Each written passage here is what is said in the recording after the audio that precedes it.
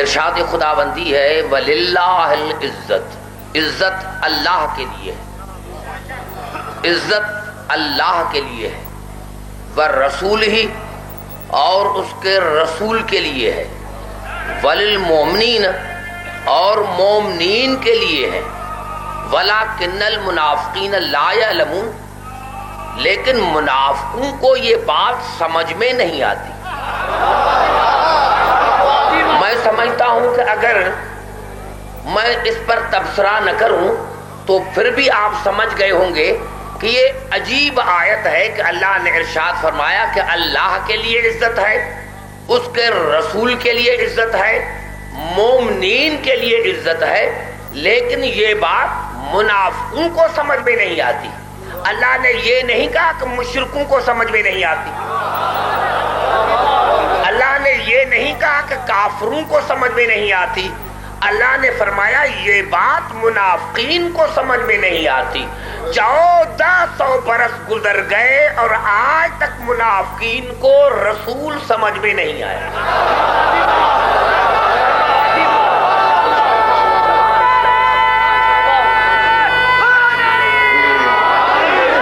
1400 برس گزر گئے اور منافقین کو رسول سمجھ میں نہیں آیا۔ عزیزان محترم، مجھے چند آیتیں پڑھنے دے تاکہ جو میرا موضوع ہے وہ میں آپ کو سمجھا سکوں۔ حقیقت یہ ہے کہ قرآن جو ہے جو آیتوں پر مشتمل ہے، ایک عرض کر دوں کہ حضور اکرم کے بعد، اور یہ تاریخی جملہ ہے تاکہ میں آپ کو سمجھا سکوں، حضور اکرم کے بعد سب سے پہلے جو سیاست چلی گئی وہ یہی تھی کہ قرآن پڑھو، اس کا مقصد نہ پوچھو۔ بڑا جملہ میں نے کہا، یعنی حضور اکرم کے بعد یہی سیاست چلی کہ صرف قرآن پڑھے، صرف قرآن پڑھے، قبر میں یہی مدد کرے گا، یہی اسی دنیا میں تمہاری مدد کرے گا، بس اس کا مقصد نہ پوچھے، اس کی معنی نہ پوچھے، اس کا مفہوم نہ پوچھے۔ اور اللہ نے سورۃ یونس میں ارشاد فرمایا بل کذبوا بما لم یحیطوا، میرے حبیب یہ آپ کو جھوٹا کہتے ہیں، مجھے جھوٹا کہتے ہیں، کیوں؟ بما لم یحیطوا بعلمہ، ان کا قرآن کے علم پر احاطہ نہیں۔ کیوں جھوٹا کہتے ہیں مجھے اور آپ کو؟ اسی لیے کہ ان کا قرآن کے علم پر احاطہ نہیں، ان کا قرآن کے علم پر اقتدار نہیں۔ وَلَمَّا يَعْقِمْ تَعْوِيلُهُ، اس کے لیے کہ اس کی وجہ یہ ہے کہ اس کو تعویل کا پتہ نہیں، تعویل کا پتہ نہیں، گھبرانے نہیں۔ تعویل کی معنی کیا ہے؟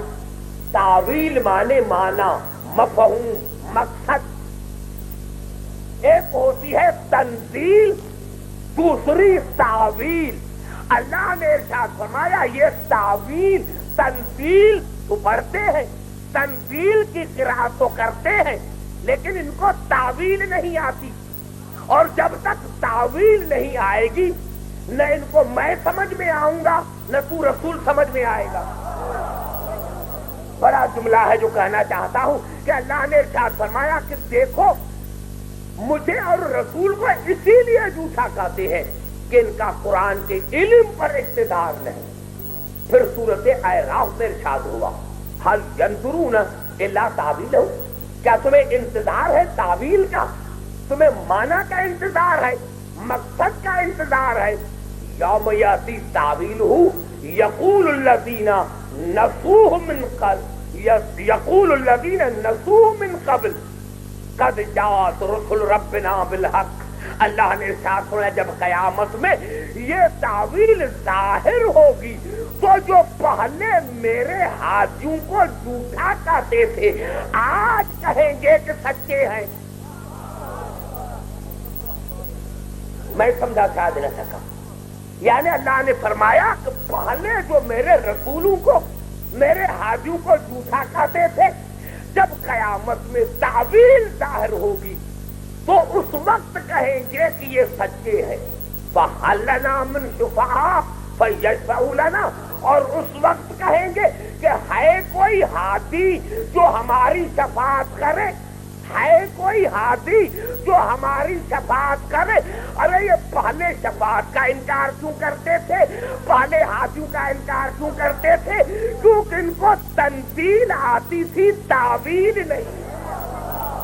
معلوم ہے آج بھی جو محمد آل محمد کی شفاعت کا انکار کرتے ہیں ان کو تنزیل قرأت تو کرتے ہیں، قرأت کا مقابلہ تو رکھتے ہیں، لیکن ان کو معنی کا پتہ نہیں، ان کو مقصد کا پتہ نہیں تو قرآن کا مقصد کیا ہے۔